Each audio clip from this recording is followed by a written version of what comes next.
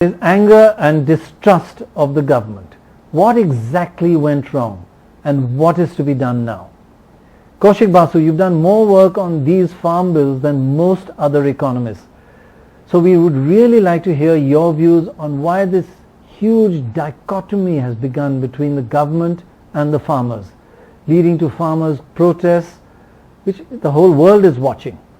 And let me tell you here, when I first read very sketchily the laws, I thought actually these are right moves, broadly in the right direction. And when I was chief economic advisor to the government, I was arguing that there are lots of changes that we need in the farming sector. The MSP, the minimum support price, gets small segments hugely dependent. You want it on other commodities. On many commodities, you want it to spread through India. So there were many things to be done, and you want the markets to be freer. People should have more space to buy and sell their product. So at first sight, when you look at it broadly, it looked like the move in the right direction. So have you changed your mind, and what brought about this change in your views? Actually, on this, I have to give tribute to the farmers. It is when they began to protest that I was reading it in greater detail. And then I became completely convinced that actually these laws will work to the detriment of the farming group. So it's not right. And let me explain a little bit of why that is so. The minimum support price is decided every year that this is the price at which we will buy. There's enough of sort of evidence around that the minimum support price window is not going to be used. I feel there are problems with that. It should be widened to more commodities. It should be much more all over India. But if you remove it and leave millions of farmers facing 10 corporations which are doing all the buying, you're violating one of the most important principles of the market to function. And America, which is a bastion of the free market, is very sensitive to this, which is antitrust. You can't have millions of people confronting 10 huge corporations. You will be exploited very badly. And I feel that because confidence is also low, the trust is low, the farmers are feeling that that bulwark for them, that support for them is going to be removed, and they are going to be confronting these couple of big corporations, and their position is going to be worsened. And I do feel that is what will happen. Unless we do the law, we do need reforms, but we do have to do it very differently. Abhijit Banerjee, can we ask you about agriculture? You know, everybody says we spend too much on agriculture, we spoil the farmers, but compared to other countries, we do not subsidize our farmers anywhere near the level of farm subsidies that other countries give.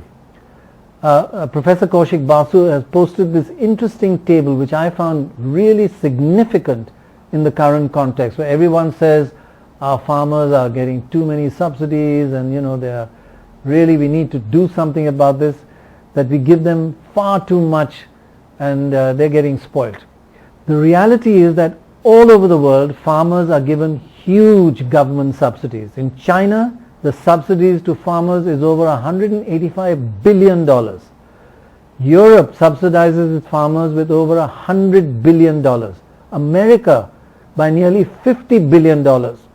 Even a developing country that's much smaller than India has a farmer subsidy of $20 billion. That's Indonesia. Now, while India, just look at that table, has a total farm subsidy of only $11 billion. Now that is amazingly low. So we are not spoiling them. We are not over subsidizing them. On the contrary. So what are your views on the way this agricultural current crisis has actually unfolded, Abhijit? So let me put my cards on the table. I think that the farmers themselves realize that there is a problem. I don't believe that they are completely oblivious to the fact that the water table is falling catastrophically and that they have to sink the tube wells deeper and deeper. They're practical people. They understand that. So let's start by saying that it's even farmers in Punjab and Haryana who are up in arms fully understand that something will have to give eventually. Then there's a question of how do you get people to agree to a change? You get them to agree to a change by saying that, look, yes, you will lose on this, but we will find you some way to be at least substantially compensated. We will allow you to move, help you move to these specific crops, or we are going to declare a 5-year, whatever, the inputs will be free or some other way of doing it. We will give you a cash amount. I think my preference would be to use the PM Kisan model, but instead of 60,000 rupees, but for a bounded amount of time, and then we will change these other things. Yes, there are several alternative approaches and solutions. So do you feel the formulation of plans on what to do for Indian agriculture should have been more inclusive, should have included the farmers, we should have talked with the farmers to get their views? After all, they naturally understand agriculture and all the issues much better than most of us. What went wrong this time in the inclusiveness? Maybe I'm naive. Okay? So I have not done this, but my sense is that if in September this was proposed to them before all the people, all the rallies and the people who died and the nails on the street and the walls being built and all of that happened, I think there would have been an appetite for saying, look, let's at least step back and discuss what's our price for. Now the problem is that the government has now proposed that 18 months we're going to take a kind of a moratorium on all of this.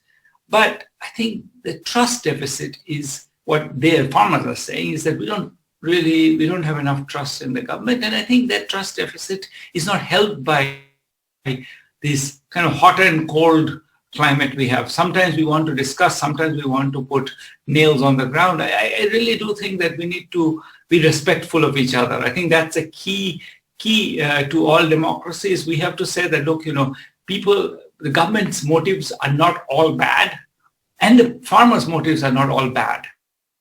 We can't accuse each other of being Khalistanis or whatever. That really undermines conversations. I think that to me is the critical mistake that's happened, is that I think we need to let people be. We should, even when we feel that, okay, that's not right, and I don't think you should say that, I think holding the bar very strictly at having respect for each other, speaking in a language that's acceptable to everybody. I think the farmers might have accepted that before. Now their backs are up, so it's harder for them to back off. Because of course they paid a cost, and if they just back off, people will say, why did we always die? Why did my friend die? I do feel we are in a bit of an impasse now. Just to sum up, one of the main points that I gather from what many agricultural economists have said, and what you are saying as well as Amartya Sen, Kaushik and Abhijit, is that agriculture in India is full of uncertainty and therefore insecurity. In fact, our farmers are probably growing their crops under greater uncertainty, dependent on the vagaries of the weather, than most other countries, much more uncertainty. Anyway, these other countries subsidize their farmers heavily. No, we have a variable monsoon, we don't have enough irrigation. So in that context of volatility and uncertainty, the minimum support price, the MSP, in fact, adds a bit of much needed security.